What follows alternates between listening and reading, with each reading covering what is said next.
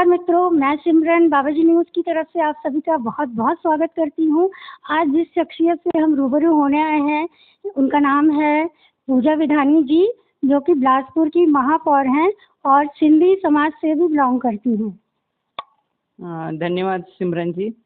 मैं धन्यवाद देती हूँ सोनी जी को भी और सिमरन जी को भी और बाबाजी न्यूज़ को भी। आप लोग ने आज हमसे रूबरू होने का आज यहाँ पर जो रायपुर से चल के आए हैं।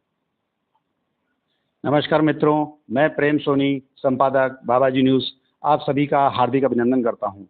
जैसा कि हम जो प्रोग्राम चला रहे हैं इसमें आपका बहुत सारा प्यार, आशीर्वाद, सुझाव कंटिन्यू हमको मिल रहे हैं। उसी को मद्देनजर रखते हुए आज हम रायपुर से बिलासपुर आए हैं महापौर जी से मिलने के लिए। महिला महापौर बनी हैं और बहुत अच्छे उत्कृष्ट कार्य कर रहे हैं बिलासपुर शहर के लिए। क्या और कैसे रूबरू हम होते हैं उनसे। पूजा जी, आपका बहुत बहुत स्वागत है हमारे यूट्यूब चैनल में। थैंक यू प्रेम सोनी जी।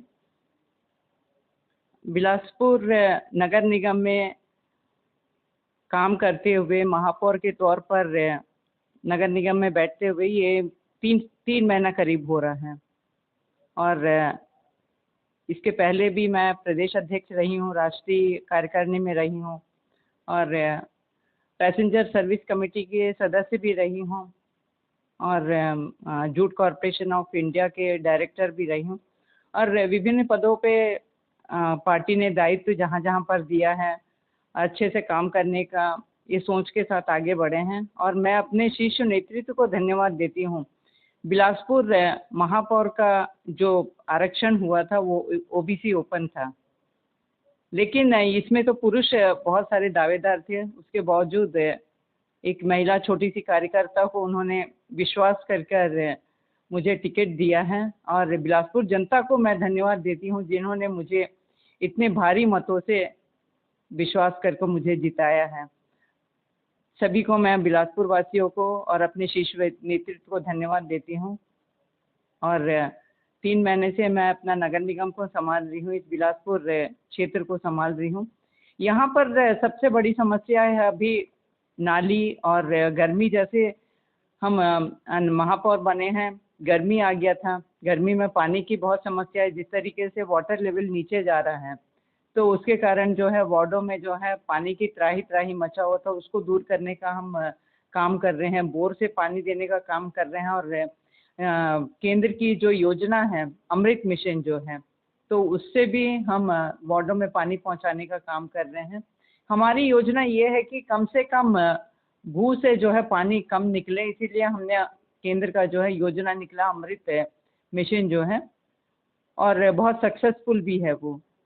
और जैसे गर्मी ख़त्म हो रहा है अभी बारिश भी आना चालू हो गया है, कभी कभी बारिश भी हो रहा है अभी सक्रिय रूप से भी बारिश में।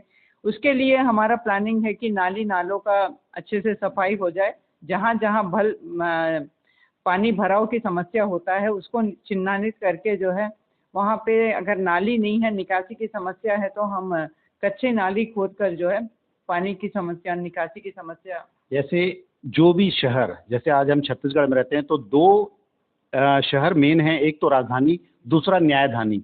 एक शहर को डेवलप करने के लिए आप लोगों को बहुत सारी मशक्कत करनी पड़ती है और सबसे बड़ा जो है चैलेंजिंग जो पार्ट होता है वो है सफाई और दूसरा रोडों पे अतिक्रमण, जो लोग बिना सोचे समझे कर लेते हैं और जब आप उन पे कार्रवाई करने के लिए जाते हैं तो लोग, जनता अपनी भड़ास निकालती है। उसके लिए आप लोगों को क्या संदेश देना चाहते हैं? देखिए, निश्चित रूप से आपका प्रश्न बहुत इंटरेस्टिंग है। सफाई सबसे मेन है। जब साफ सुथरा शहर दिखता है तो सबको अच्छा लगता है।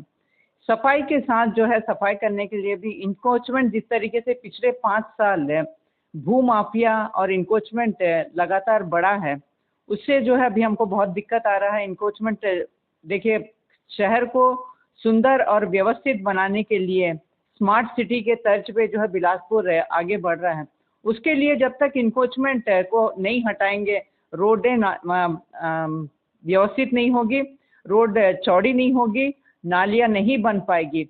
जब इंक्रोचमेंट लोग कर लेते हैं तो बहुत अच्छा लगता है, लेकिन टूटते समय वो मतलब दिक्कत तो होता है, हम हो या आप लोग हो तो। लेकिन इंक्रोचमेंट टूटने के बाद जब वही रोड व्यवस्थित होता है, उनका ज़मीन और मकान का वैल्यू भी बढ़ जाता है। मैंने पहले भी मतलब क्योंकि लगातार राजनीतिक में रहते हुए पतिदेव भी इसी राजनीतिक में थे, वो पार्षद थे, विभिन्न पदों पे थे, सभापति थे और पीडब्ल्यूडी के चेयरमैन थे।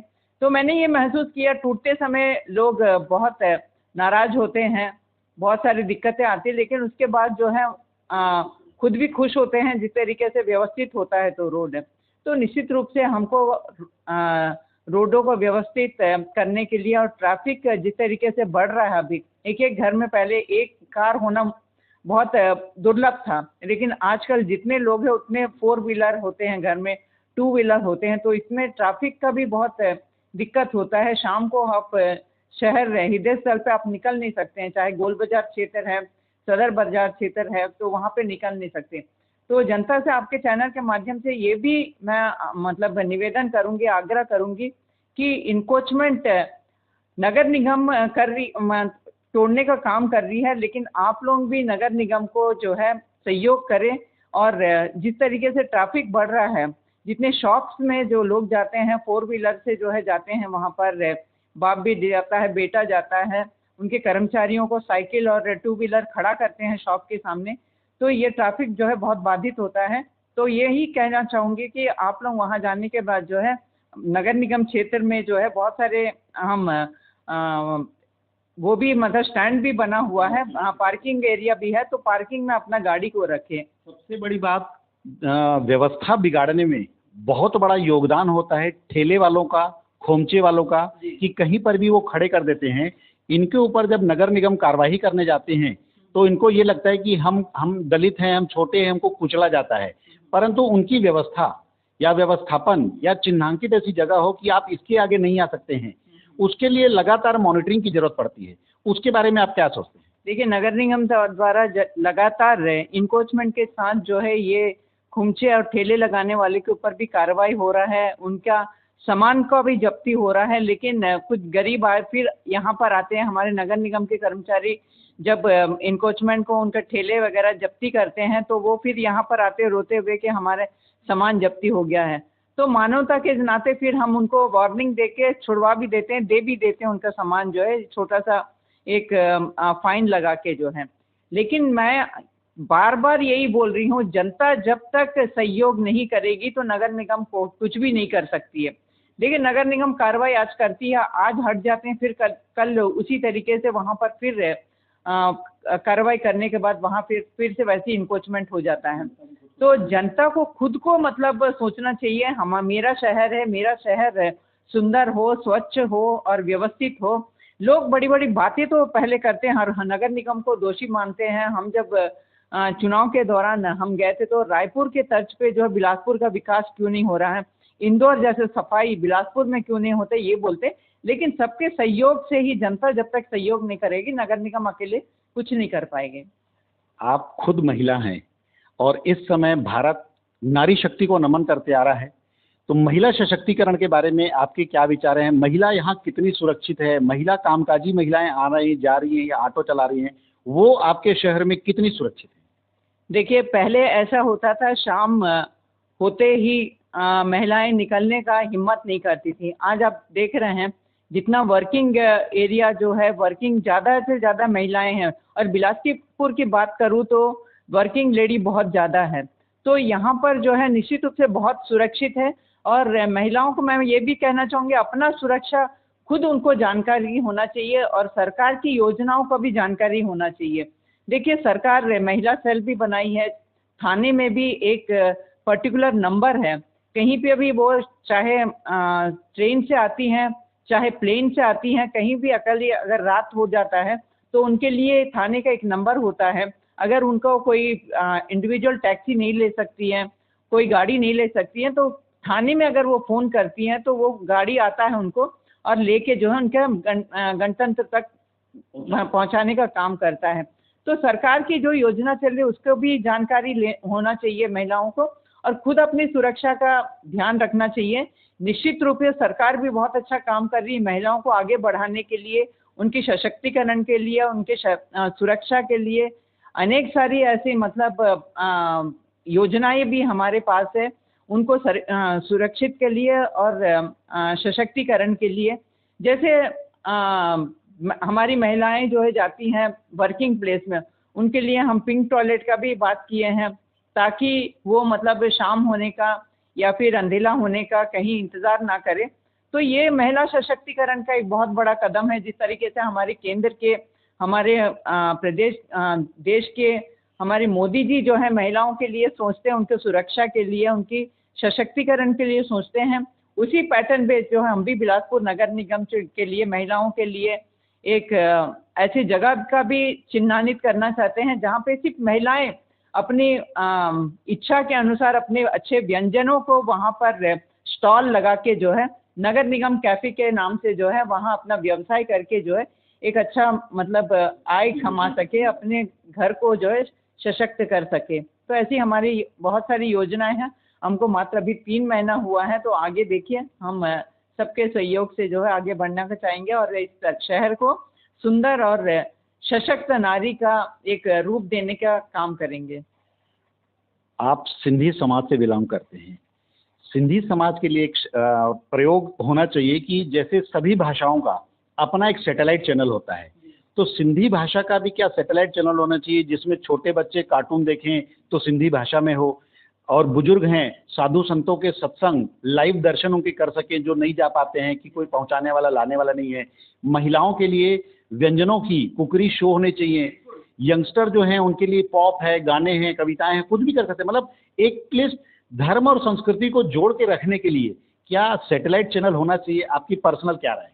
बिल्कुल, देखिए जिस तरीके से हमारे देश के मुखिया माननीय मोदी जी जो है आप ऐप खोलेंगे, अलग अलग भाषा में जो है जिसको जो रुचि है, जिस भाषा में पढ़ना चाहते हैं, सुनना चाहते हैं, आजकल जो है आप उसमें जो है उनका मन की बात हो उसको जो है अपन सुन सकते हैं, उसमें देख सकते हैं। उसी तरीके से मैं भी चाहूँगी कि क्योंकि मैं सिंधी समाज से बिलोंग करती हूँ, एक चैनल होना चाहिए और समाज में जो जो गतिविधियाँ होती है, सत्संग है, वहाँ के बच्चे जो है जो भी अच्छे काम करते हैं, वैसे सब हर भाषा को जो है चैनल होना चाहिए।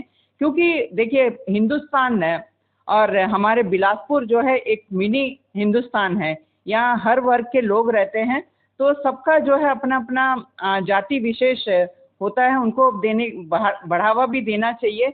हर वर्ग को आगे बढ़ाने के लिए हम पूरा प्रयास करेंगे। और सिंधी समाज की बात है तो सिंधी समाज में भी बहुत अच्छे अच्छे व्यंजन हैं और समाज भी बहुत अच्छा आगे बढ़ रहा है। उनकी गतिविधियां भी एक चैनल के माध्यम से जो है जनता को भी जानना चाहिए और पर्टिकुलर उस समाज को भी जानना चाहिए।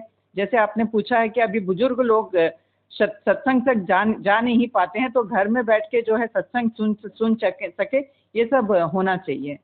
तो ये थी आज की हमारी खास मेहमान पूजा विधानी जी, जो बिलासपुर की महापौर हैं। महिला सशक्तिकरण के बारे में उनके खुले विचार हैं। अपने शहर को स्वच्छ बनाने के लिए वो दिन रात प्रयास कर रही हैं। आने वाले समय में ये हो सकता है कि लोग सफाई में नंबर 1 इंदौर बोलते थे, तो हो सकता है छत्तीसगढ़ के लिए नंबर 1 बिलासपुर बन सकता है। इसमें जनता को समर्थन देना बहुत जरूरी है, क्योंकि जब तक आप अपने आप को स्वच्छ नहीं रखेंगे, शहर स्वच्छ नहीं होता है। महिलाओं के लिए इनके पास बहुत सारे प्रोजेक्ट हैं। अगर महिलाओं को लगता है तो अपने समूह बना के अपनी चीजें लेके आप महापौर जी से मिलिए, ताकि आपको रोजगार भी मिल सके और आपको आगे बढ़ने में, और सशक्तिकरण महिलाओं के जो प्रोग्रामिंग हैं मोदी जी के द्वारा भी जो चलाए जा रहे हैं, उसमें भी आपको सारी चीजें मिल सकती हैं। हमारे चैनल को देखते रहिए, सब्सक्राइब कीजिए और बेल आइकन दबाना ना भूलें। नमस्कार दोस्तों।